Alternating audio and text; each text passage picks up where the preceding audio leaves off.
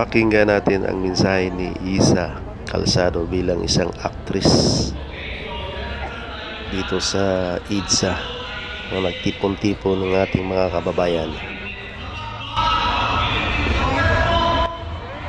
Kung bago ka lang sa ating channel, huwag kalimutan mag-subscribe at i-share na rin yung ating video para update kayo sa mga susunod nating upload.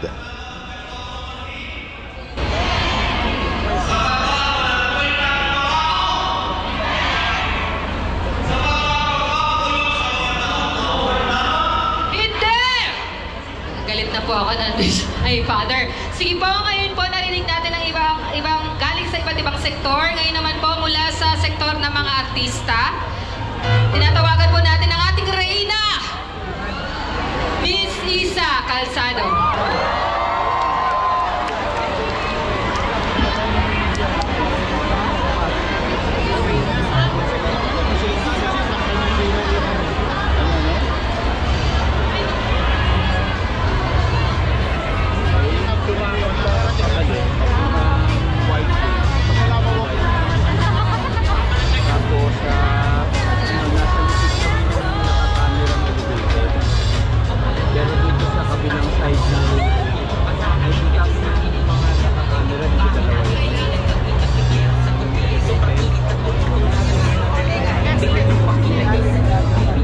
Magandang hapon po mga kababayan! Ako po si Iza Calzado. Reyna! Sa totoo lang po natatakot ako. Pero sabi nga po sa isang pelikulang kasama ako, in love there is no fear. Napakasayang makita magkakasama tayo dito ngayon kahit umuulan, kahit malayo ang pinanggalingan, kahit basang-basa, kahit traffic, puyat, pagod. Ang iba, marami ay gutom. Masaya dahil nagtitipon tayo, dahil nais nating magpahayag ng galit. Nais nating humingi ng katarungan. Nais nating maningil.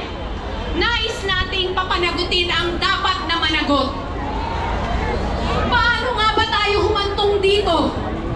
Paulit-ulit na lang, paulit-ulit na lang. At palala ng palala ng palala. Mananahimik pa rin ba tayo? Manonood na lang ba tayo? Magpapatuloy pa rin ba tayo sa buhay natin na parang wala lang nangyari? Hindi na!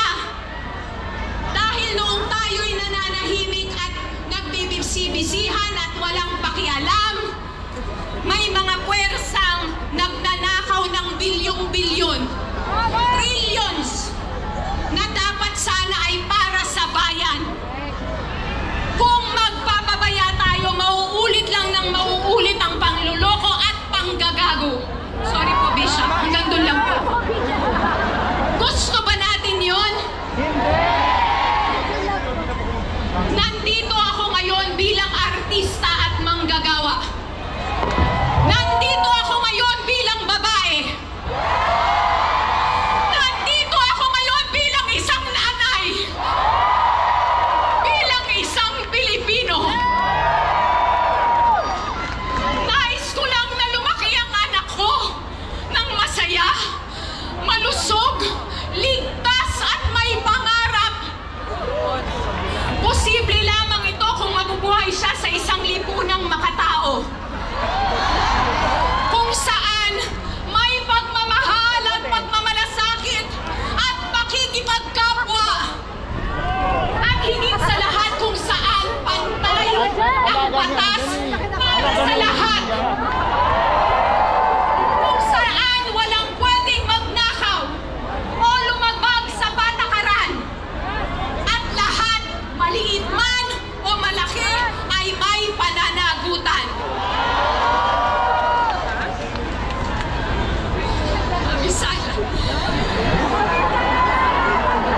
Doon ko tatapusin saglit. Magpasensyahan, kailangan ko magbasa. Bishop, mabilis na lang to.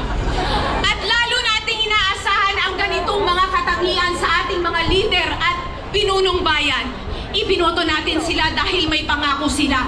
Nangako silang mamumuno sila ng tapat. Nanumpa silang uunahin nila ang kapakanan nating lahat at ibabangon tayong muli. At ang pinakamahalaga ay nanumpa silang susunod sila sa batas na dapat pareho at pantay para sa lahat. Nasaan yun? Narito tayo para singilin sila sa kanilang pangako. Singilin sila sa pamamagitan ng patas na imbestigasyon, paglilitis at pagbabalik ng yaman ng bayan. Bilang Pilipino, nandito rin ako para ipaalala sa ating lahat na hindi dito nagtatapos at natatapos ang ating laban. Mula sa araw na ito, mangako tayo sa ating mga sarili, sa ating mga katabi, sa ating mga kapwa Pilipino, na tayo ay mananatiling mulat. Magbabantay tayo. Magtatanong tayo at mag-uusisa tayo at kikilos tayo kasama ng iba nating kapwa Pilipino para pigilan, tutulan at labanan ang kasinungalingan, ang katiwalian, ang pandarambong, ang pagnanakaw sa atin, at ang pagsira sa kinabukasan at pangarap natin at ng ating mga anak at ng mga susunod pang henerasyon.